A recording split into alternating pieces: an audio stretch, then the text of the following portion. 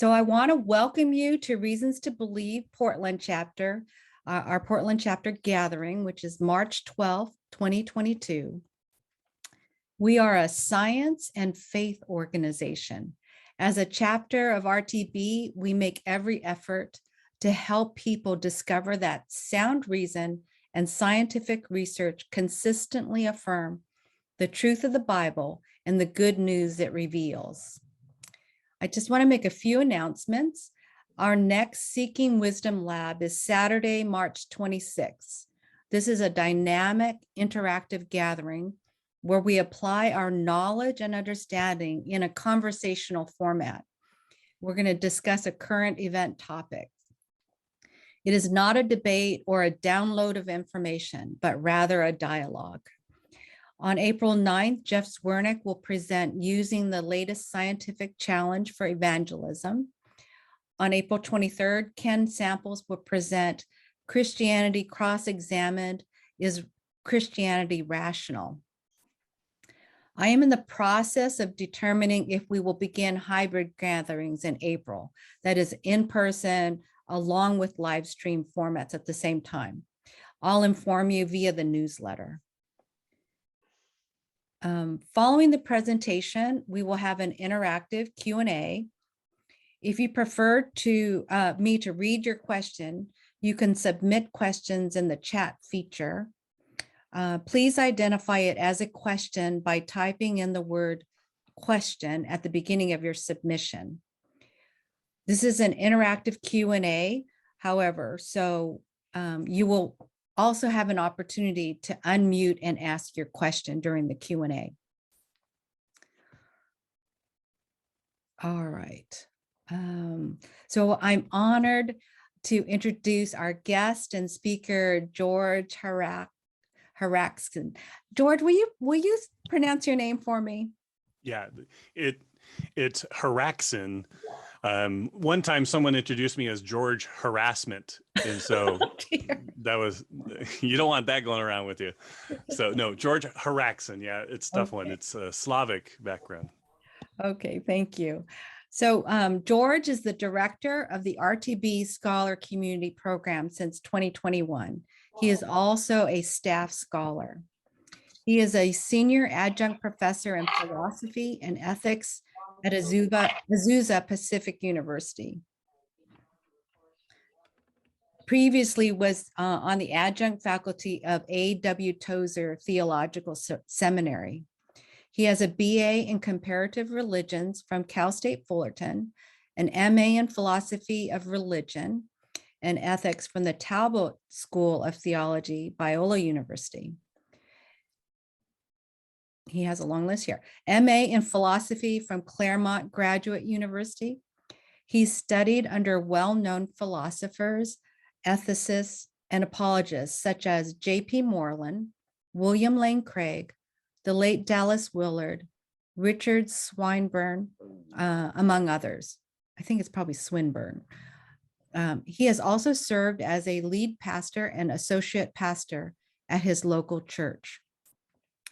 Fun stuff, he is a drummer and percussionist. George has been married to Tracy for 31 years and they have 2 adult children. George, welcome and thank you for joining us virtually here in Portland. Well, thank you so much. I appreciate the introduction there. That way I don't have to go through the first part of my slides introducing myself. So. Oh, please do it again. No. You don't want to hear too much about me. I promise not to show vacation slides or anything to everybody. Yeah, so thank you so much for having me be a part and do this. I'm going to share my screen. And afterwards, if you want some of the content, just let me know and I can share that with you. So if you would.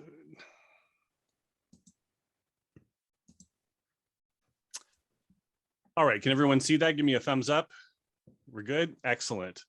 If something shuts down or you can't hear me or something like that, just let me know. We had our internet provider out here working on stuff this morning, so everything should be okay, but we'll see what happens. As Linda said, that I work for Reasons to Believe. I get to serve in that role of staff scholar and also directing the scholar program and apologetics community. Worked at Azusa, teach ethics and philosophy there. I've done that since about 2002. So it's been 20 years actually this spring. And taught at Tozer up in Reading, and was a pastor for about 20 years at New Song Church, which is located locally here in Southern California in San Dimas. So that's the home of, if you don't know, Bill and Ted's Excellent Adventure. So I can say both Socrates and Socrates at the same time, if you remember the movie. As she said, I have a wonderful family. The one part of the family, but that just not too long ago passed away, was our dog Stella. We had a Saint Bernard, and she was great part of the family. We used to have people come to the front door, and a girl was selling magazines, and Stella ran up barking, and she yelled, threw up her magazines and said, "Lion, lion!" And she ran around the side of the house, and I had to go help her. And she thought I had a lion. I said, no, it's just a Saint Bernard, big dog. As Belinda said, I am a professional drummer. I got gigs coming up, and my wife's a professional singer. So we're out doing gigs sometimes. And a real peculiar thing is, on a Friday or Saturday night, we'll be out at a gig and we finish up at about midnight, 1 a.m, and our kids are at home and they're hanging out wondering where their parents are. And so we'll be on our way home and they ask us to pick up In-N-Out for them. So we do that on a number of occasions. So enough with me right now. We're going to be talking about this idea of the disappearance of moral knowledge. And I'm going to go through this first part, and then we'll have an open time of Q&A, and that's probably the more interesting part. But not a lot of people get to engage these days with philosophy. Some intentionally do, but others don't. And so I want to make sure that we're on the same page as we're discussing this. And I love this verse from 2 Peter. He says, "Therefore, I will always be ready to remind you of these things, even though you already know them and have been established in the truth which is present to you." And it's actually an insight into psychology here. You can know something, but need to be reminded of it. Every parent knows this. When they tell their kid to pick up their room, pick up the towel or whatever, you remind them and they go, "I know, I know, I know." And the idea is that we can entertain some things like thoughts, but then they're kind of away. But beliefs and some of our knowledge could be deep within us, but it needs to be called to the forefront of our consciousness. And Peter is saying this. He wants to remind them. In fact, he says, "I want to stir you up by way of reminder." And that's kind of what I want to do today. There may be some things that are very familiar to you. You may know them, but I hopefully want to help you know that you know them, that you would know it in a deeper way. And I'm hoping that in the Q&A time that will bear out. So here's a little bit of a roadmap where I'm going, sort of the big picture of the forest before we look at the trees. I want to be upfront and just state what the central claim here is and talk about that. And then I want to go over some preliminary considerations, making sure we're on the same page, understanding how ethics fits within philosophy and how we kind of talk about those things. What is morality? What do we mean by knowledge?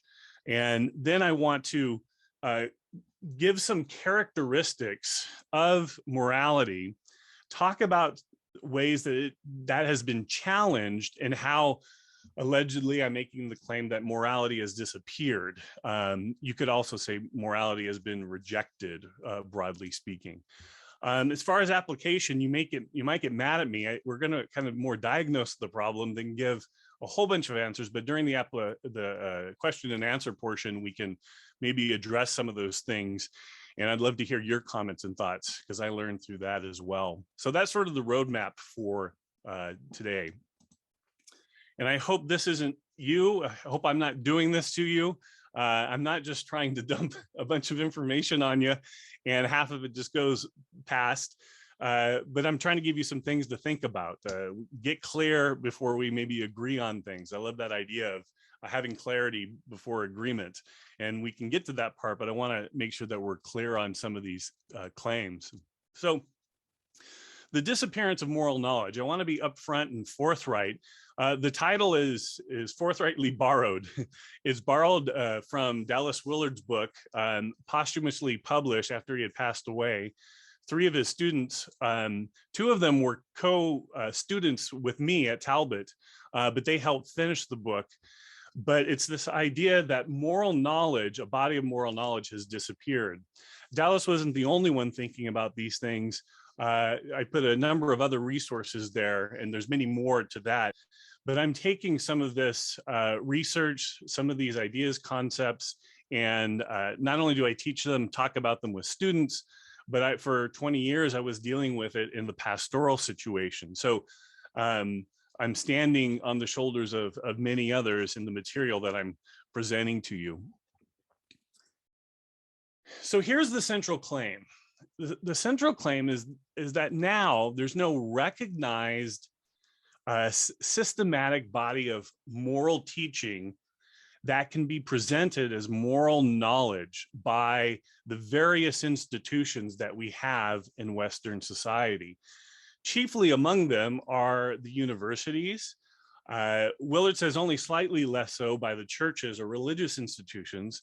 And we certainly don't have a body of knowledge, he argues, coming from or stemming from law and government, okay? So it's a fairly bold claim. But the idea here is that we don't have a unified, systematic way agreed upon, a body of knowledge that tells people what is the good life, who's well off, who's a good person, what is a good person, and especially, and here's a key one, even if you know what a good person is, how do you become a good person? What is the environment, the climate, the ways that we become a good person? This either has disappeared, you could say it has been rejected, avoided, and I'm going to try to bolster this claim by giving you some various quotes and ways that people have thought about this. So here's an example of this. I mentioned law and in the courts. So let's go back a little bit. Here's the 1992 Supreme Court decision on the case of Planned Parenthood versus Casey. Some people kind of refer to this passage as the mystery passage, but notice the language in the decision of the court regarding something like abortion. But this plays out to morality, meaning in life, and other things. Look at the language. The comment here is, at the heart of liberty is the right to define one's own concept of existence, of meaning, of the universe, of the mystery of human life. Belief about these matters cannot be defined, the attributes of personhood, were they formed under the compulsion of the state. So notice there that one is supposed to have at the heart of liberty the right to define existence, meaning, the universe. And you kind of have embedded here a personal subjective autonomy to define one's own existence. If no institution can do that, you have to do it on your own. So this is part of that loss of a body of knowledge, because this is all put on you. And it's interesting, even though my students may not know the Casey versus Planned Parenthood case, they feel the weight and the burden of having to define one's own existence. I mean, that's a lot to take on for a person. Define the meaning of life. Usually if I ask, well, what's the meaning of life? Someone just laughs because it can't be defined. Or as Monty Python did in their famous movie, The Meaning of Life, they just said, well, it's an absurd question, okay? So at our highest court level, we have this sort of disappearance of a body of moral knowledge relegated to the person or the subject. Let's go further, a little back further in time. Let's go to Michael Sandel is a very well-known philosophy and ethics professor at Harvard. Teaches many, many students. He's sort of a rock star of philosophy. he makes this observation in the book Justice. It's a well-known textbook. It's very accessible. And he says this, and I'm trying not to get deep into philosophy here because we're not all philosophers, but I'm trying to make this practical, but so you can see where the disappearance of knowledge has taken place. Sandel says modern philosophers from Kant, Immanuel Kant, all the way up to modern day ones like Rawls, argue that the principle of justice that defines our rights should not rest on any particular conception of virtue or for the way to live. In other words, the state or our public institutions shouldn't prefer what is the good life, what is a good person, or how to become a good person. Instead, he says, a just society respects each person's freedom, notice again, to choose his or her own concept of the good life. So once again, you have this relegated to the individual choosing or creating what the good life is, what it means to be a good person. Speaking in 1986, Derek Bach, speaking to the university, he was the president of Harvard, where Sandel teaches, I think still currently teaches. Notice what Bach says. He looks at another institution, particularly the church or religious institutions, and notice what he says. He says that religious institutions no longer seem to be able, as they once were, to impart basic values to the young. Instead, these circumstances, universities, notice now, universities need to think hard about what they can do in the face of what many perceive as a widespread decline in ethical standards. So Bach is saying religious institutions have kind of dropped the ball. They no longer can teach youth and others the ethical life. So we are going to take the ball and we'll move it forward. Now you can be the judge of whether or not universities have been able to do this. Now it's interesting, he makes a comment about practical ethics teaching, and I teach a class on practical ethics with students, or applied ethics it's also called. He says further in that speech, today's course in applied ethics does not seek, notice what he says, it does not seek to convey a set of moral truths, but tries to encourage the student to think carefully about complex moral issues. Well, there's no problem about thinking about hard, complex issues. We tend in ethics to use thought experiments. You may have heard of the trolley problem. If there's a trolley coming down the track out of control and it's going to hit 5 workers, but you can derail it and it would only hit 1 worker. Is it better to save 5 and lose 1, or do nothing and lose the 5, right? And you can think about these moral dilemmas. However, if you don't convey a set of moral truths, what is the good life, what is a good person, how to become a good person, and you just can think about ethical norms, well, you can have beliefs on what might be the right thing to do. But notice this doesn't at all foster one actually choosing or trying to become a good person. You might know a lot about ethics, but you may not know anything about how to become a good person. And so arguably the universities have failed in this. And we could just look at certain businesses, the Enron scandal, a whole host of other things where people who have gone through the university system, do they actually come out good people, better people in this sort of sense? I often ask my students, I say, when you take my class, do you intend to become a more moral person through the class? And that's my aim. But what's interesting is they've never thought about it. They expect to get information, a grade, move on, get their degree. But do they think that I want to become a good person through the experiences that I'm having? Go back 2 more decades. In a particular booklet that Dr. and Reverend Martin Luther King penned, he writes this. Now listen to his words very carefully here. He says, it is midnight in the parable. And he's referring here to the parable in Luke chapter 11, where the friend comes knocking at the door. It is also midnight in our world, he says. So we're looking at the 50s and 60s here.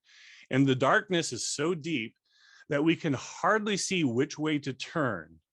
It is also midnight within the moral order. At midnight, colors lose their distinctiveness and become a sullen shade of gray. Notice there that disappearance, if you will. Moral principles have lost their distinctiveness. For modern man, for modern persons, absolute right and wrong are a matter of what the majority is doing.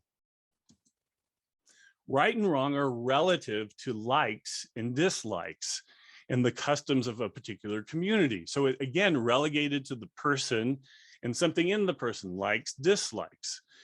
So we have unconsciously, he says, applied Einstein's theory of relativity, which properly described the physical universe, to the moral and ethical realm. So once again, you have this relegation of morality not being a part of a broad systematic body of knowledge, but being relegated to something else, a preference, a decision, a choice of the individual. And what that individual bases that on can be a mystery at times. So that's the central claim. And from our highest court to our various leaders, presidents of universities, civic leaders, religious leaders, they sort of recognize that something is missing in our world. So what I want to offer, is this making sense to you, what I'm saying here? Let me offer a couple preliminary considerations before I get into some further examples about this disappearance of knowledge. I'm going to go through this kind of quickly, but it's just to make sure that we're all on the same page in how we're using some language and understanding how morality fits with philosophy and other disciplines. So if you would just journey with me briefly, normally it takes a lot more longer to unpack this, but hopefully this will be of benefit to you. So I want to situate ethics within philosophy. Morality is a subject within philosophy, though other fields contribute. If we're going to talk about morality and we're talking about knowledge and its disappearance, what do we mean by knowledge when we use that word? We all use words like love, but what do we mean by that? And philosophers are supposed to be good at asking those questions and helping us to think about these things. Finally, I want to show you the ubiquity of moral talk. I'm sure you know this, you're familiar with it, but I want to show how it leads to a paradox that we have. So these are the steps I want to take in some of these, setting up more of how to think about this issue. So situating philosophy. I'm not going to take a lot of time with this, but if you look at philosophy as a field, it basically has four domains or four fields. That's metaphysics, which is the study of reality, what's real. If I ask you, is Charlie Brown real? What would you say? Well, you might say, well, he's a real character. Do you mean that he's funny? Or can I go see him? Well, he's on a stage play over here in Broadway, but is he really real, you might add, right? And that might be a little trivial, but we can ask these sorts of questions. The philosophical theology will ask questions about the nature and reality of God. Epistemology is different. It's your theory of knowledge, how you come to know what you know, what is knowledge, what is truth. We might say reality is a certain way, but how do we come to know that reality? What are the different pathways to know? That's epistemology. Now, value theory is a broad field that deals with worth and importance. And there are two important subfields within value theory, and that's ethics and aesthetics. And there has been, you might say, a disappearance of objective morality and objective beauty in both of these fields. So if we had time, we could talk about the disappearance of beauty in the art world, in that, or in music. But ethics is a subfield of value theory, what's of worth and importance.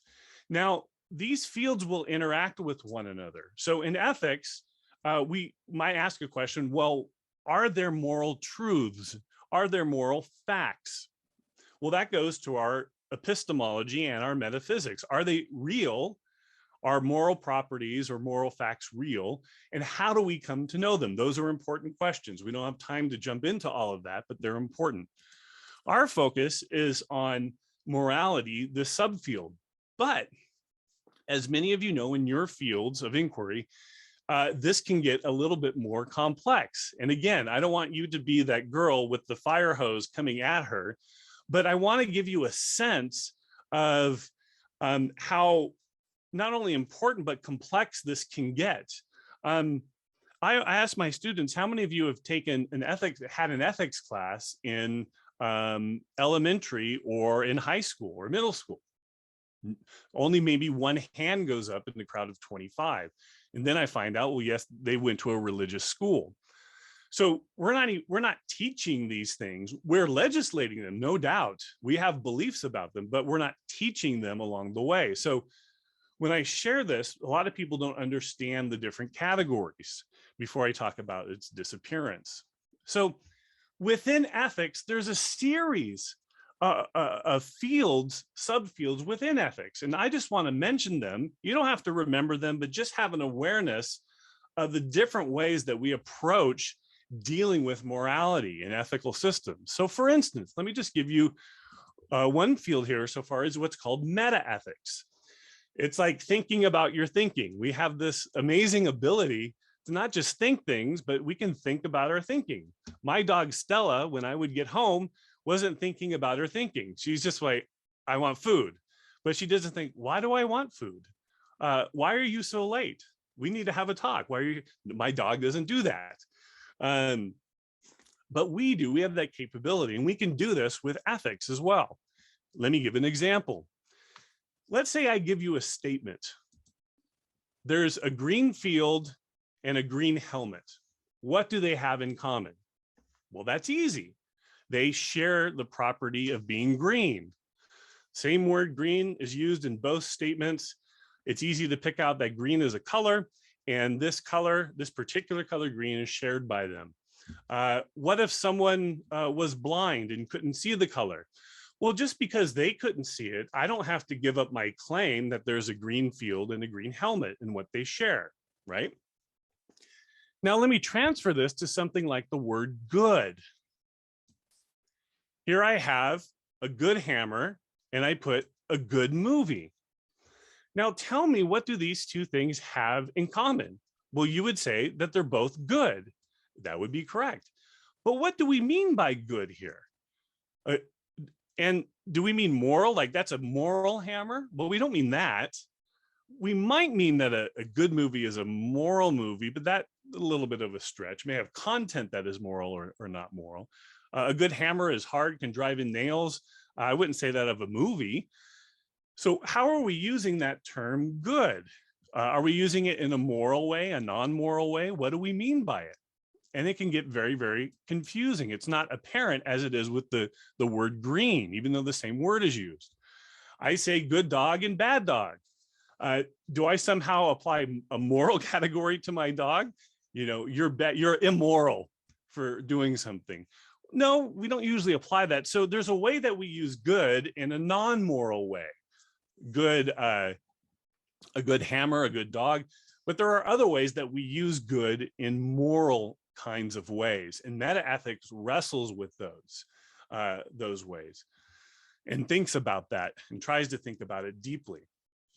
So meta-ethics is really important about thinking about the words that we use, how we use them. What is the foundation for ethics? How is it grounded? Is it grounded in the state? Is it grounded in God? So, and just briefly, there are other fields as well. Take descriptive ethics. This isn't a part of philosophy. It's a part of sociology and anthropology. Descriptive ethics simply describes what people have done, are doing, or will do in the future. But it doesn't do what normative ethics does, or sometimes it's called prescriptive ethics. Normative ethics tells us what we should have done, what we should do now, and what we should do in the future. And what you will find is when people talk about morality, they'll slip between these two categories. They might say something like, well, I would never have an abortion, but I'm not going to legislate that on someone else. They're not doing normative ethics there. They're actually doing descriptive ethics. They're describing what they would or would not do. When in reality, they should be talking about what I should or shouldn't do as it relates to abortion or war, or pick your ethical issue. Normative ethics tries to reason, have a system of reasoning in trying to deal with ethical issues. So normative ethics says there is an objective good, but it develops a system to try to reason about that good. Now, I'm going to show you a list here, how this has become very complicated and why there is confusion in our moral or ethical dialogue in the culture. So this is a good handful or more of the different normative ethical theories that are proposed and are used today. So you can deal with something like abortion, but a deontological ethicist will reason very differently than a utilitarian. A virtue theorist will ask different questions than a social contract theorist. Some of these systems are diametrically opposed to one another. You can't integrate them. Some think there are some that you can integrate. I can't obviously go into each of them right now, but what you can see is that what happens is sometimes we can agree on a moral issue, but we have very different ways of reasoning to get there. Or we have an issue that we're dealing with, but we're using very different systems to reason about that particular ethical issue. And we could take some of those up in the question and answer time, and I can show you more of how that happens. Right now, I just want to give you a feel that we have quite a diverse way of arguing about ethical issues, even when we agree that there is some kind of objective good. I haven't gotten into issues such as the different challenges to morality, such as determinism, saying you have no free will, therefore there is no responsibility in morality, or ethical relativism, or something that's called non-cognitivism, which means that our moral talk is actually non-rational. It has no cognitive meaning to it. It's just an expression of our feelings in some sense. So these are other challenges, not even different systems of reasoning. These actually challenge the efficacy of morality. So normative ethics has a wide diversity. And so there's not, like I said, a broad body of systematic moral knowledge that we no longer can give to people in order for them to become good persons. Moral psychology integrates philosophy and psychology and talks about the different stages of possible moral growth. How do we hold people accountable, maybe who have a disability? Are they still responsible morally? How do we treat them? It deals with all of these issues. And then there's applied ethics. I teach a class in applied ethics, I mentioned. And here we find, and I see this burden come in my students, in our contemporary society, they have to think, or it's put upon them to think about so many different issues. It's really difficult to get your head around all these different issues. So let me just give you a sampling. I do a survey every semester, and this is one from just one prior semester, a couple of semesters ago. What are the issues that the students are thinking about? Okay. So I took this, I asked them to give their top 3 ethical issues. Almost no student had the same issues as the other student. And there was only a few that sort of agreed upon, let's say, abortion or environmental issues. But there was this plethora of ethical concerns that they're having to deal with. And then you think about the different systems of reasoning about ethical issues, and this gets really, really difficult and complex for students. where 100, 200 years or so ago in the West, we had institutions that had a body of knowledge that we at least believed that we were handing down and could develop good people. Okay.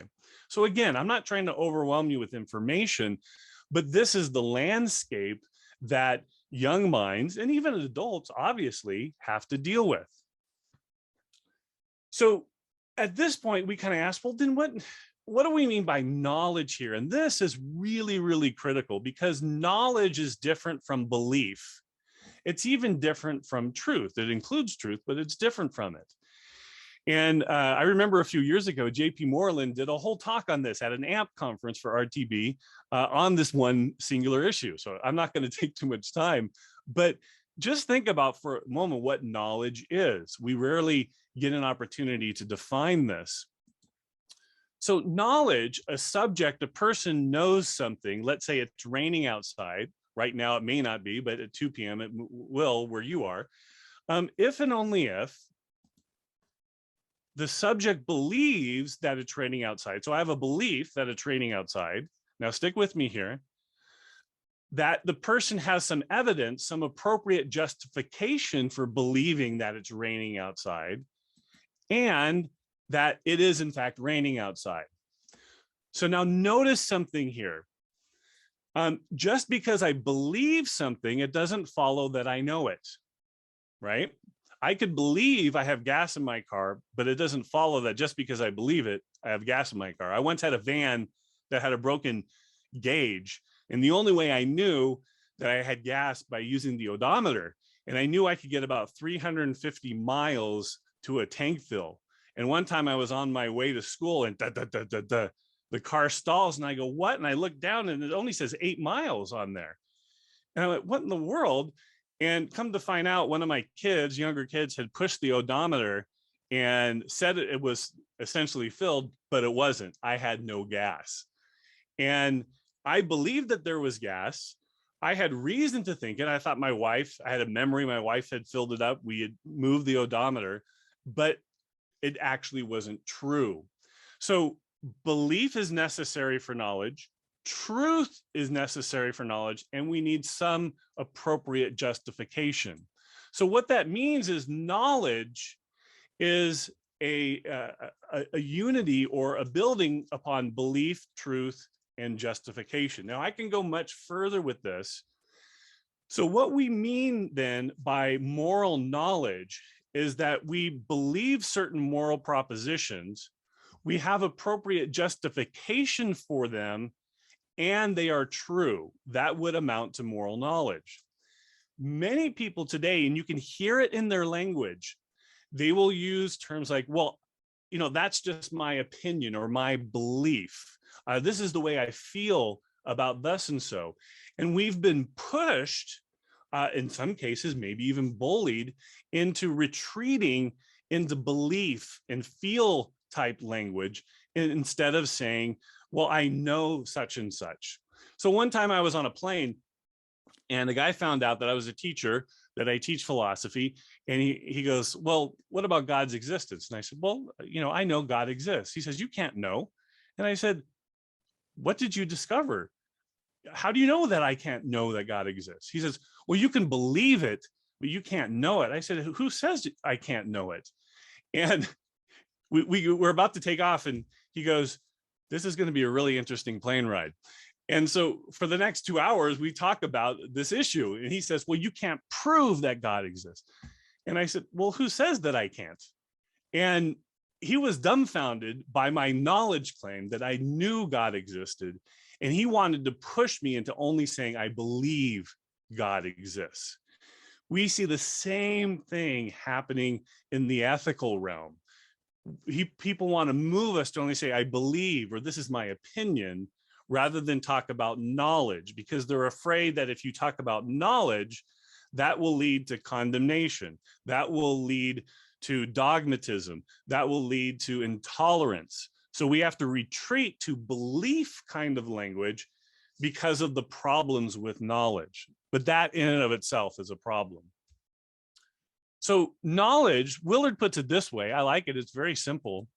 Knowledge is our ability, our capacity to represent things in the world, like it's raining outside, on an appropriate basis of thought and experience.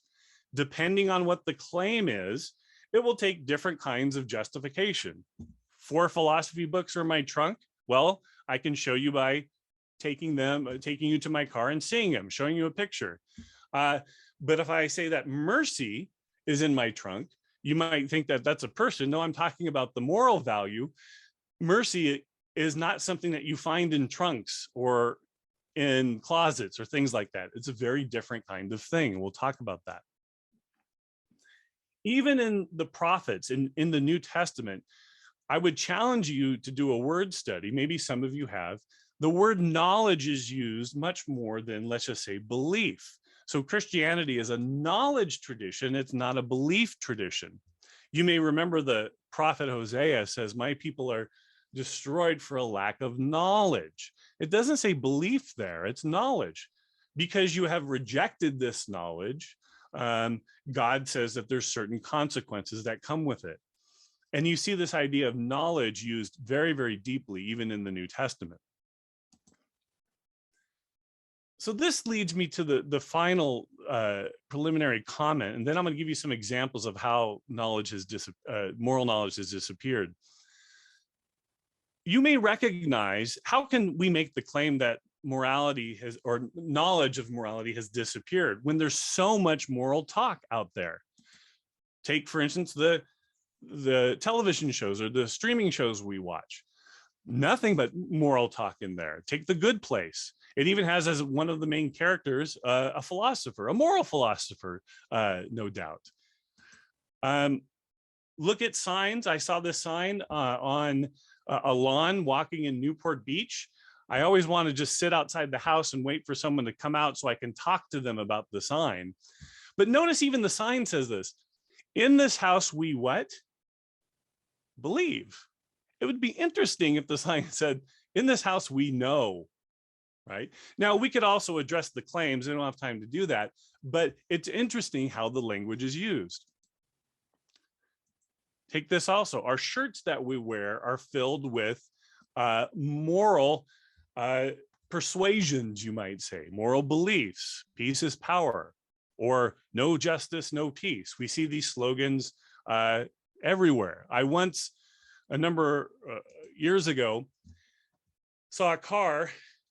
Notice what it says on the bumper stickers. I am pro-choice America. And then the one on the right says, boycott veal, stop factory farming. And I wanted to wait till the driver came so I could talk to the driver and say, well, do you see the apparent contradiction here? You're pro-choice and on some things, but when it comes to veal, you're not very pro-choice. I saw another bumper sticker that said, challenge everything. And I wanted to take out my Sharpie and cross it out and then write, I challenge that on the car. But I didn't think it was appropriate, you know, for an ethicist to mark up graffiti someone else's car. So I didn't do it, but I was so tempted. Even when I do my Chipotle order, this is a screenshot. They talk about my food print. You see, your order makes a difference. See how Chipotle real ingredients reduce the impact on the planet. So environmental ethics compared to conventional ingredients. Look, I can't even escape when I order being sort of bombarded by ethical messages. So that leads to a paradox. There is so much ethical talk out there in our movies, coming from our apps, in our food. You can't escape it. Well, then how can you say there is no moral knowledge? I like how Chad Bogosian puts it. He says, have you ever wondered how your students or friends simultaneously deny there are moral facts, yet accept the universal wrongness of bullying, sexual assault, and greed? And I'm going to show that we are doing two things simultaneously that we don't recognize. We hold moral beliefs, we try to persuade people, put out our messages, but when pressed about do we know morality, we completely back off and say, no, it's just my belief, or it's my feeling, or it's my opinion. And so we're caught in this very paradoxical situation. Let me give you some examples of it and we'll go to question and answer. So take a defining characteristic of morality. I usually go through about 5 of these, but we don't have time. But let me just do one. Do you think that you know that torturing people for fun is wrong?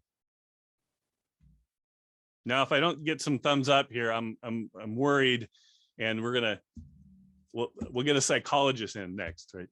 No, I think, let me make the claim that moral values, morality in the moral law is knowable. I think we know a number of moral facts. But there is no more publicly accessible justification for it, okay?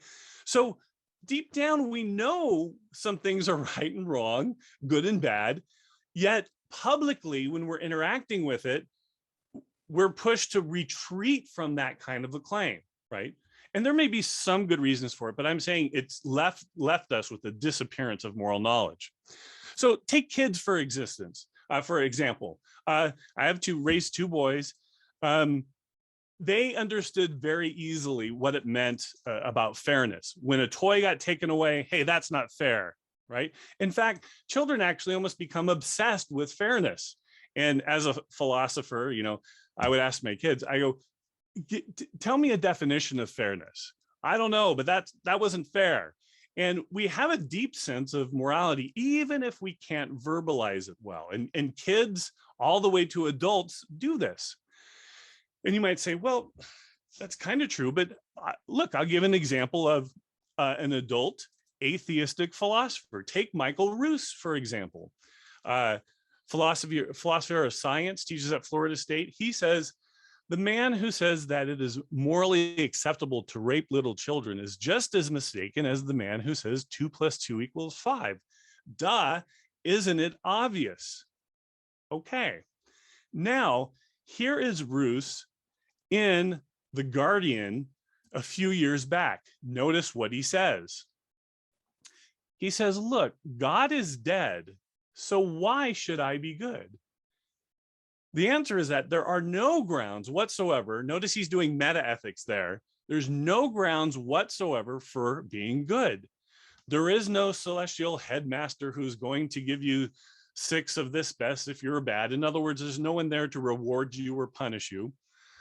Morality, please listen to read his words there. Morality is flim flam. Morality is just a matter of what? Emotion. Like liking ice cream and sex and hating toothaches and marking student papers. But just before he makes a moral claim that seems to be obvious, he somehow wants it both ways. So this leads to a certain type of cause. So the causal factor in the disappearance is in one part, we can talk about others, but is that religion has been discredited as a source of a body of knowledge of reality, especially moral reality. Now, maybe I shouldn't presume, but I would presume that this group would recognize how this has happened in the culture. Let me give it to you in one other realm, and you might find this very, very interesting. Take a different characteristic of morality. You can't see, touch, smell, taste morality, right? What does grace taste like? What does mercy look like? Well, it just seems that moral values and duties, these are part of the philosophical realm.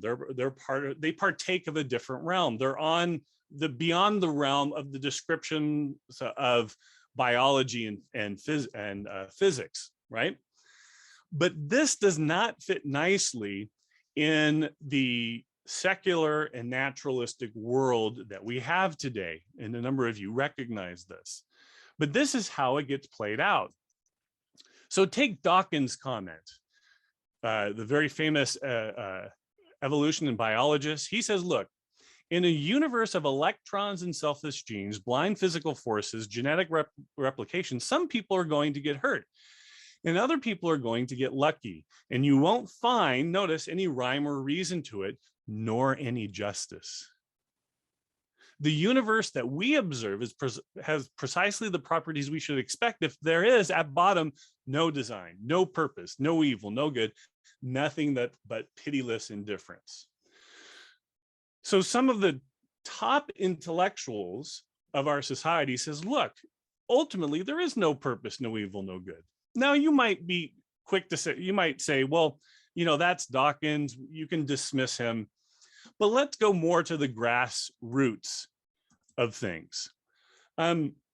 What has happened is that the human self, the soul, things like moral properties that can be apprehended by the mind have been discredited or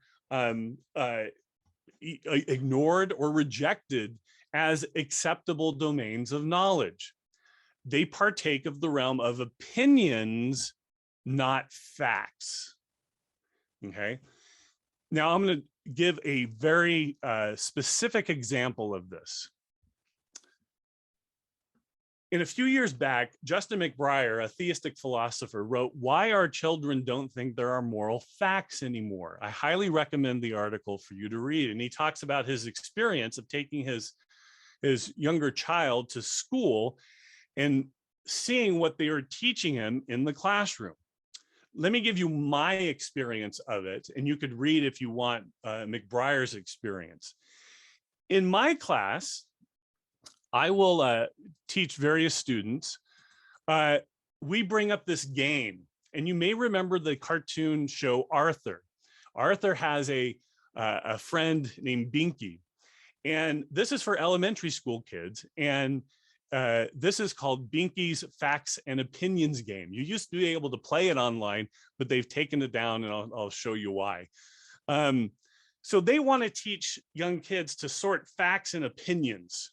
All right. What is a fact? What is an opinion? And you see here, if I say Pal has 4 legs, that's a fact. It's a fact because, notice the language, I can show somebody else why it's true. No matter who says it, it's true. Pal has 4 legs. And I'll show this to my students, and I say opinion or fact, and fact, everyone goes, okay, let's go on to the next one. But if I say Pal is the best pet, that's an opinion. It's an opinion because I can't show somebody else that it's true. Somebody else might think that Nemo is the best pet. We would have a difference of what? Opinion, right? Now, what if that language was changed a little bit? What if they said Pal is a good pet? Couldn't both Nemo and Pal both be good pets? Would that change it to be a fact claim? Maybe. Let's go on to another one. I'll show this one. He is standing, fact or opinion. Everyone jumps in, fact, right? Because we can show it to be true. Now, when I would do this 10 years ago, the result was different than when I would do it now within the last 5 years. So I show this slide. This comes from the game. He is a boy. Fact or opinion? My entire class goes silent. You hear a giggle, you hear a pearl clutch, and no one will willingly say anything. Is it a fact or is it an opinion? 10 years ago, everyone would go fact. Now, they don't know what to say. There's a disappearance of knowledge, and in particular, moral knowledge. You say, okay, well, the elementary school kid game got it wrong. We removed that. It's become a meme now, you can see on the internet. But let's take the Common Core. This is something that is recommended for schools and teachers to teach in various districts. You can opt in or do something different, but for those districts that adopt it, here's what the Common Core teaches. It also teaches this idea of sorting facts versus opinions. This will be my last example, and we can go to questions. So the Common Core suggests this. It says when we're thinking about things, we can sort them, just like Binky's game, into facts versus opinion. And here's the definitions they give. They recommend that teachers show students to write down, here's what a fact is, something that is true about a subject and can be tested or proven. An opinion is what someone thinks, feels, or believes. Okay, you got that? Right, so try to keep that in your mind real quick. A fact is something that is true about a subject and can be tested or proven. An opinion is what someone thinks, feels, or believes. All right, now we're going to sort facts and opinions. So they give a series of statements. In this case, this comes from a worksheet. Here are the 7 statements. So students now are to sort which one's a fact, which one's an opinion. All right, so let's take number 5. It is wrong for people in the United States under the age of 21 to drink alcohol. Fact or an opinion? Right? You think it's a fact. Most of the students say it's an opinion. Why? Well, that might be the law, but look, in other places in the world, you can drink alcohol at a different age. So really, ultimately, this is a matter of opinion, depending on where you're at in the world and different people's cultures. And I say, but I'll say back to them, but isn't it a fact that this is a law in the States? And they're really not sure, right? Let's take number 1. Copying homework assignments is wrong. Fact or an opinion, right? And I go, if you say opinion, I'm going to be watching you. I'm going to be watching you, I tell them in class. But most of them say it's an opinion, right? Who says copying homework is wrong? Maybe I need to do it to pass the class or something. And then I'll say, well, what about cheating on homework assignments? Is that wrong? An awkward pause. So I've done this for years now, and I would, not just the majority, but most students will mark almost all of these as opinion. In fact, the Common Core, the teacher's key to this, shows that all of these are a matter of opinion and not a fact. Now, friends, look at number 3. All men and women are created equal.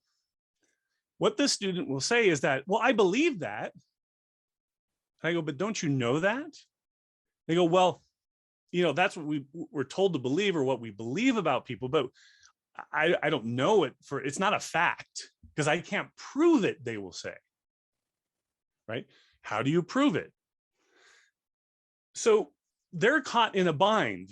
They know things are right or wrong, good and bad, but they're slowly moved into a position where they can't publicly claim that because there's no justification for it. They have to retreat to belief and opinion. Okay. I could show you other worksheets that will show this time and time again. So what's happening is that students are taught from elementary onward, I'm not saying all, but this is in the culture, are taught that all value, moral, and aesthetic claims are all matters of opinion. They don't arrive at facts. Okay. So you cannot have any moral facts. You can't have any moral truths according to their definitions. Now, if I had time, I would go through as a moral philosopher and show you that what this amounts to is a disappearance of moral knowledge, because they're sort of taught in a way where you can't claim that this is a matter of knowledge, it's opinion. But just briefly, I mean, think about it. A statement can be true even if one cannot prove it, right? You can have true statements, but not be able to show it's true. That's just the nature of truth, right? It doesn't depend on me believing it or not. Also, opinions or beliefs can also be facts. Take this belief. I believe George Washington was the first president of the United States. That's my belief, but is it a fact? Yeah, it's a historical fact. So opinions and beliefs can also be facts. There is a false bifurcation between opinions and facts here. They're given bad definitions, and it's not always the teacher's fault because they're not taught this, but the teachers are confused on this matter. Actually, value claims and moral claims can be facts, and we know this. Take torturing people for fun on Sundays is wrong. Well, it's wrong on Monday, Tuesday, and Wednesday, and Thursday, Friday, Saturday too, but just take that claim. That claim is a moral fact, it's moral truth, but do you have to show people that that's the case? Like, do you go out and torture a few people and see if you laugh and then go, yeah, that's fun? No, even if a person went out and tortured a few people and laughed at it, we would still go, that's not funny.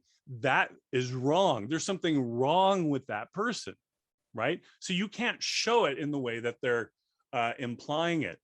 So they're steering kids in a different direction. So let me give you this final quote.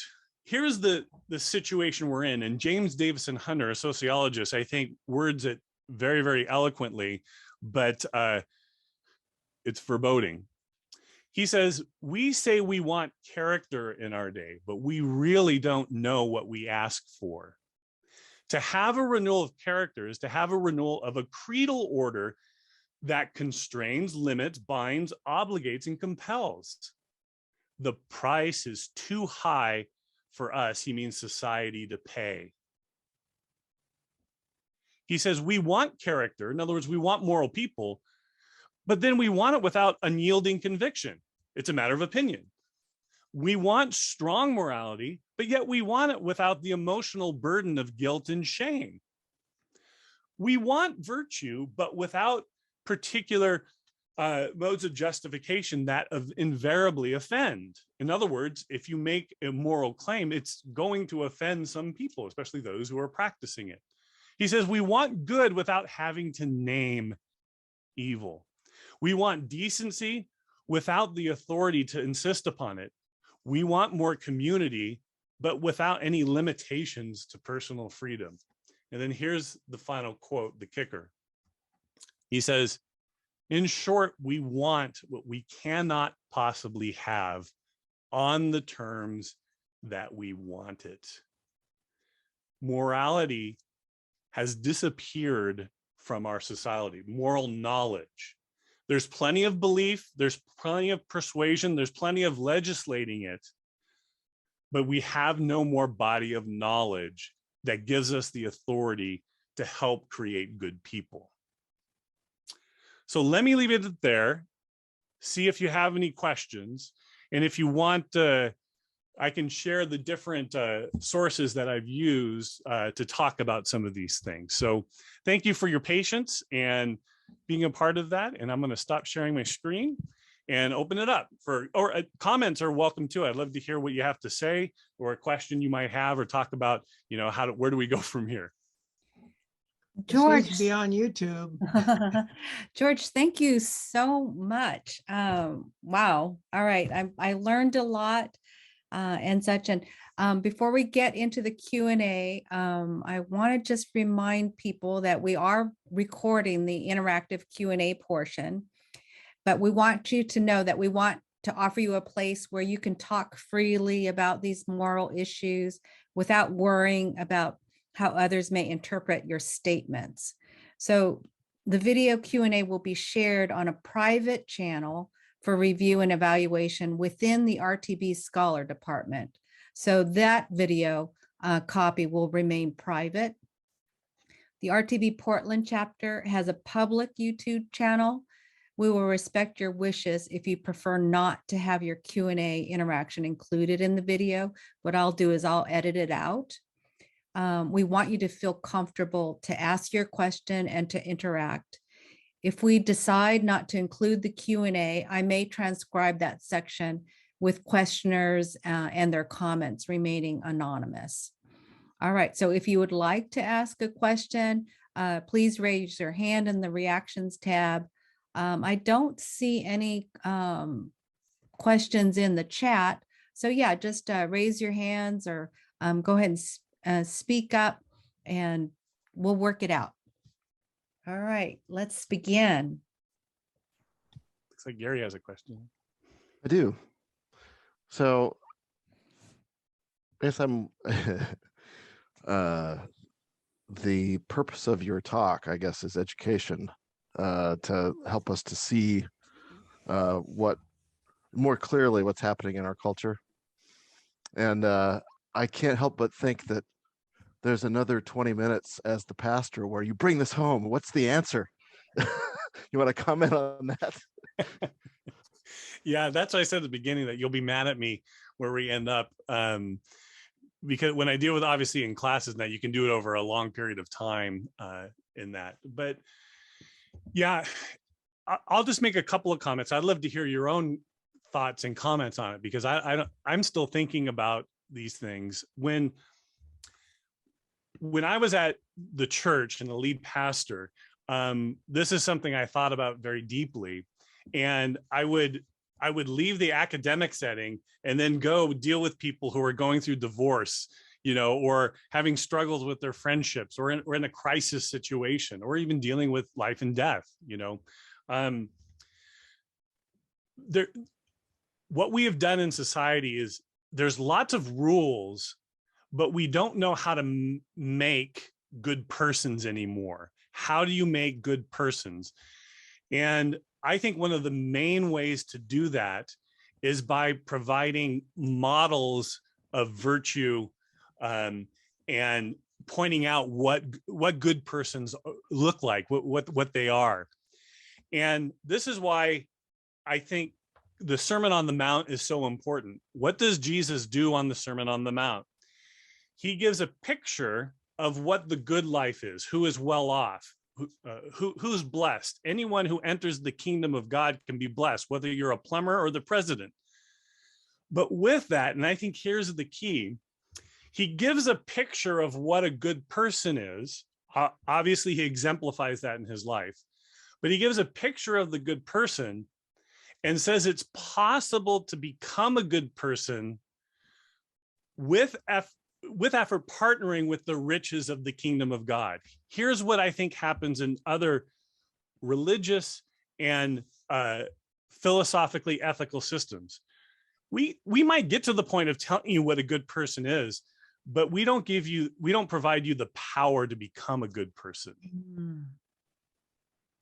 And here's where I think the Christian tradition is rich. There's not only a vision of what the good person is, but there's power to become that good person, right? Regeneration, new life. But even then, you're going to need models around you, people who have gone before you, who are close to you, that model this type of behavior, it rubs off on you, as we used to say, right? So when I was a kid wanting to play drums, I looked at how other drummers set up their drum set, right? I looked at my dad. My dad was a drummer. I looked at other drummers, Buddy Rich, whoever, right? And I would set up my drum set like that. And then I would learn from those models. It's not too different in the moral life.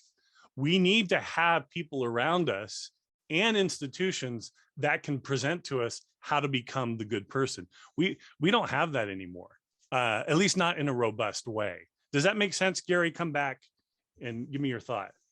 Sure. Well, I could have seen this as a sermon where it's an expose of the culture. How do you interact with the culture? I'm educating you as the pastor. Here are these things. You can go engage with your friends and neighbors who hold these paradoxes and don't even realize it. You're gonna make them aware. And Jesus Christ and the Holy Spirit, by the way, are the answer in the kingdom of God and living the upside down life that Jesus talks about. Anyway, that's where I took it in my mind when you finished abruptly. Yeah, I mean, obviously this is a lot, that what we do about it is a long discussion. Like, for instance, when I teach, I don't just teach to Christians. I have people who are not Christian in my classes. So in one section, I teach Jesus, the moral philosopher. So even if you don't think Jesus is like a Christian, is the Son of God and a good human being, you could still learn that Jesus is a really good moral philosopher. And I had a Mormon neighbor who was really smart, and I hired him as a tutor to correct papers. And I had him correcting papers of my students talking about Jesus and how smart he is, especially when it comes to morality. And he came to me one day and he said, I never realized that Jesus was so smart. I might start reading him again. Now, if Jesus is smart, I don't care who you are, you should be reading him. Now, I think he's much more than that, and I want people to get there. But if he's got the goods, well, maybe we should listen to him, right? But he's been rejected in our institutions, right? And he's not looked at as a moral philosopher. I'm trying to bring that back in my field. There's other ways to do that in other kinds of fields. Thank you. Paul has a question. Yeah, I thanks, George. This is a great session, and I guess I have thoughts and questions that are swirling around in my head, and many of them are unarticulated. But just in terms of the fact opinion, it seems to me that one can acknowledge that there are facts out there, that there are truths out there, while we don't know what the truth is. That's certainly the case in science. We can acknowledge that there are truths out there, and science is the never-ending pursuit of what that truth is. And it seems to me the same could be said for our sense that we believe this is what that truth is, but we can't know this is what that truth is, which sort of, I think, nuances, I think, some of the points that you made. With regard to morals, I think there's a threshold question that says, do we believe that there are moral truths to be found, even though we don't know what those moral truths are? And there is a threshold there that some people don't believe that there are moral truths out there. And I think one of the takeaways from your comments to me is they may say that, but they can't live that way. Nobody can live as if there really are no moral truths out there, which then opens the question, what are those moral truths? And then you get into a conversation about moral sources. And of course, as Christians, we have our view of what those moral sources are, but there are other people that have other views of what those moral sources are. Nature, for example, or moral sources or beliefs that have been built into us through evolution. So there's just a lot of things. I think you've raised a lot of really good questions that are sort of thoughtful questions for me to think about as I've sort of tried to digest what you're saying. Yeah, two quick comments. One is there may be a model there from good, and here again is that model idea again. Good scientists model what they know and then what they just believe or what their theory says, and they try to be humble until they got the goods, right? They have the evidence to support it, and that's a good thing. We should be able to recapture that when in our moral discourse. I can say, torturing people for fun is wrong. Don't you agree with that? That's a wrong thing, and we start to build on a common sense of what we agree upon. But you're right, there's going to be other places where we have some disagreement. So like when I argue with someone in class or even outside on, let's say, the issue of abortion, I go, you think abortion is morally permissible. I think abortion, except to save the life of the mother, is impermissible. Okay. And I go, I'm so happy we agree. And they're like, what do you mean agree? I go, we both think that there's objective morality. That's wonderful. We just disagree on some of the facts that inform our morality. Well, let's talk about what makes a human being and what makes them valuable, how you can't separate personhood and humanity, or we get into some deep issues. But I try to start with that common ground part and say, well, at least we both agree that there is a moral point of view, that there's a right thing as a wrong thing. Now let's talk about sort of justifying our opinion. And if I'm wrong, I need to admit that. And I think that humility aspect, that virtue of humility in proclaiming knowledge is really, really important. So I think that's a great point, Paul. Craig, you want to ask your question? Yes. So I'm wondering how we communicate this to young people. So we have many grandchildren at different ages, but it's not like we have an opportunity to sit down and spend an hour or, an hour a day for a week to discuss these kinds of things. And then there are other occasions, say like at a Christian camp where you have kids that are working at the Christian camp and you have maybe an hour to talk to them about, there are lots of things you'd like to talk to them about, and maybe you have an hour over 15 days, but how can you talk about this in 1 hour or in 10 minutes? Can you just summarize his question there, Yeah. George? Okay.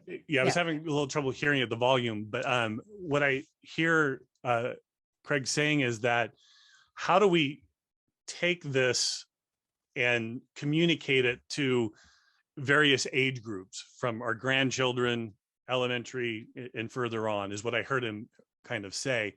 And he made a very interesting observation there, is that, how can I communicate this when I don't have an hour and a half, 3 hours or whatever?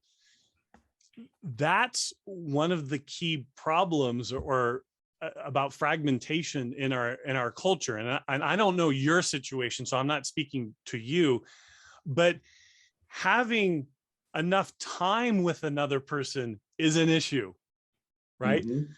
My in-laws, they regularly will drive all over Southern California and set up lunch or dinner meetings with all of their grandchildren who are now adult age about, right? And they're very, very intentional about setting up time to be with them. And it's not a time where they're trying to persuade them. They're asking them questions. They're keeping the bridge open to dialogue. And what I have seen over time is people who are willing to invest the time in another person's life, especially the younger person, is they start opening up. They just start talking about these things. So that's a key problem in our society, is actually having enough time. What I did as a pastor, we had our youth group, and we had these different times, like we did houseboat excursions on Lake Shasta. And we would take the students and we would give them a solitude time, sometimes up to 3 hours. And you'd be just interested to see what a student does for 3 hours without no technology, right?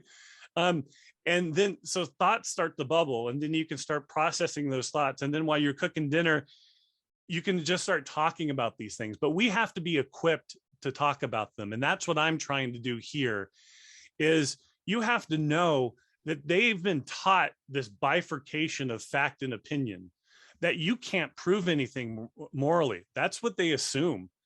And they've also been taught through, not so much by philosophers as by the media and technology massages you in this direction, is that if you know something and you claim to know it, well, you're going to be intolerant about another person. You're going to condemn that other person. And we have to show that knowledge doesn't have to work that way.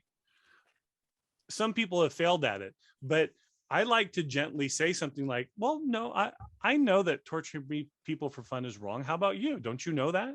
Well, why don't you know that? And I just start to strike up these conversations. I don't know if that's helpful. I feel like I'm not being helpful there, but yeah. Okay, that's good. So we do something similar. Now so the pandemic started, and all of a sudden we saw, Zoom. And so each part of our problem is distance from grandkids. Yeah. But there are two of our families where we spend a half an hour or 45 minutes with each grandkid a week. Sometimes it's in a Bible study. With one, I'm going through Mere Christianity. With another, I'm going through Case for Christ. And I guess what you're, and actually, any discussion you have can lead in a lot of different directions depending on what the student or the child has in mind. I guess I was, and maybe that's the answer, but we may have an opportunity to have an hour a day with kids this summer, and maybe it's more like striking up a conversation than having a presentation. Oh, yes. Yeah. The conversational relational part is I think is key. And, you know, just doing something like, hey, you know what I've been learning lately? I've been learning this, that, you know, facts and opinions, that's a really interesting distinction. And you just start to get them talking about, hey, this is what I'm learning. Do you agree or disagree with that? Tell me why. I would really like to understand. And I find that people love to talk. I don't have a problem filling an hour or two with someone if you know how to ask the right questions. And that's, you know, that's our job, is to be equipped to know how to ask the right questions. Okay. Good. Thank you. Stan, did you have a question? I thought I saw you raise your hand. Well, I was just agreeing, and I got a little excited. So one of the things I think of when you talk, George, when you talk about retreating to, it's my opinion or my belief, is I think of nobody wants to be offensive. Nobody wants to strike out and go, well, I believe that homosexuality is wrong, but I don't want to offend you. So it's this whole cultural drive towards don't be offensive. Or and the other thing is I think it's a fear factor of a lot of people is to go and defend their faith or defend their knowledge, because they're afraid they can't back it up and they'll get boxed into a corner. And I can say it because I've been in that position. Yeah, so you hit upon something there to where maybe the most important virtue today is being able to build courage. But courage as a virtue can have two vices. There can be excess, there can be deficiency. So the lack of courage is moving towards being a coward, but having too much courage is being foolhardy, right? So we have to learn to strike that appropriate balance of courage, to not be too aggressive, but also to not just be shut down or to retreat into belief and opinion. And you made another statement there. I'm trying to remember exactly how you put it, but when dialoguing to people, I think it's really important. This actually works in marriage too, or relationships, is to not have the problem be between us, but to say, here's this problem out over here. How can you and I address that issue? So there's sexual ethics is really charged right now. And I would say to someone, I don't know about you, about me, but I'm fearful to talk about it. I don't want to hurt anyone, but how do we talk about it in constructive ways? What do you think about that? And that's inviting someone to work with you to address an issue. And so what I'm trying to get there is clarity. What in the world do they think? Maybe they'll even ask me what I think in the process. Maybe they won't, but I'm trying to get them to think deeply about it. And I'm working on it too, you know. So it's really hard because I teach applied ethics and have to deal with these issues, and to try to bring them up in the classroom these days, you're walking a really fine line. And I'm a middle-aged Caucasian, and that comes with its other ways of having to navigate things. And you just have to get really skilled at doing it, you know. And sometimes things are going to happen. I mean, Jesus talked about being persecuted for doing the truth. Not that we should shoot for that, but it might be a byproduct at times. You know, I'm trying to work on my courage and how to do that, because it is scary out there. At least I feel it. Thank you. And it's not just scary, because what if you lose your platform? Yeah, not only being deplatformed publicly, but you can also have that happen personally, where you're just sort of, you're dismissed as, you know, pick the label, you know, traditionalist, whatever. And that's why you just do your best to keep the bridge open and to continue to have a hearing.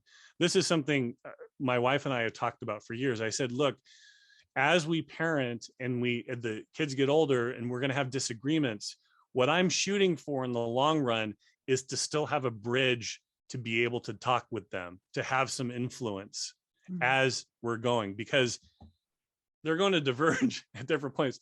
So my sons will still come to me. They'll come to me at midnight and start talking to me about an issue. And then we're not done till 3 a.m. in the morning because we're wrestling over it. But they feel that there's a bridge there that they can disagree with me, and that's okay. But I'm not going to also back down, but I'm going to treat them with decency and respect. And that has just broken down in a lot of relationships, and you get dismissed because you're not in one way, you're not safe. Thank you. I have one last question. I think we have a few more minutes. So, and I'm not actually sure how to frame it. But so in the science field, you know, there are a lot of things that we can't prove. And in terms of like the age of the earth, right? Let's just say that. Or even now, you know, is Adam and Eve historical? That's kind of a big thing that's going on. So in a sense, you know, we have opinions. So how can we actually know? And so sometimes I feel like I can't really speak anything. In a way, it's almost like feel like you're silenced in these kind of issues. So, you know, how do we be able to have those kind of conversations and dialogue, but then be able to say that we know, or maybe we can't know. Yeah. Be on the lookout how other people filter the word no. Okay. And also prove, because, and most of you probably preaching on the choir here, but a lot of times when it comes to these subjects, when people hear the word no, they think certainty. And that's not what I am saying. You can know something, but not be certain about it. And you can distinguish between two kinds of certainty. There's psychological certainty, and then there's what we might call logical certainty or evidential certainty. And you can be psychologically certain about something, but be totally wrong, right? I did a lot of that when I was a teenager, probably do it still as an adult. But what you're looking at, like in science, or I am in philosophy, is a degree, levels of certainty or probabilistic certainty, to where we go, I think we know this is an item of knowledge, but it's defeasible. It could be shown to be wrong. So I'm not ultra dogmatic in my knowledge claims. And we have to know what are the right hills to die on. And so, like when I was a pastor, I would try to train the congregation to distinguish between convictions, persuasions, and opinions. What are the core doctrines or hills to die on? But what are those things we can argue about that we're not sure of, that scripture is maybe not as clear on? And that those distinctions were really helpful in having people dialogue about things, right? You know, if someone came and said, your mom doesn't love you, well, them's his fighting words, right? No, I know my mom loves me. There's a number of things that we know, but let's just be careful about it. And I think people actually enjoy interacting with people who have that kind of humility. So I'm not saying just to turn all of your beliefs and say that you know them. No, that would be an abuse of epistemology, actually. No, we should have virtues in epistemology. I think this is a belief. I'm hoping I can make it rise to a knowledge claim, you know. And how much does it take to get there? Well, That's a matter of debate. We've been working on this for hundreds, thousands of years. Look at the court system. It went a lot. There was a long time to develop different kinds of ways to demonstrate that a person was guilty or not, and what was the weightiness to it. So we have some good examples in history to draw from, I think. Does that make sense, Belinda, or did I Yes, not address it? I think so. Yeah, no, appreciate that. I'm gonna have to ponder all of this and set this.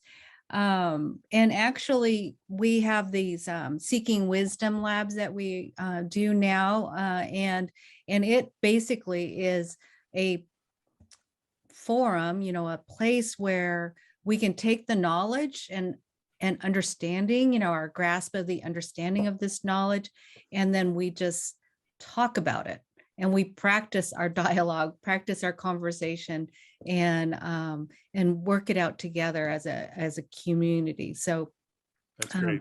I think definitely this March 26th one, we will follow up with some topic about the loss or disappearance of moral knowledge, and have a discussion about that. So I hope people will come to that.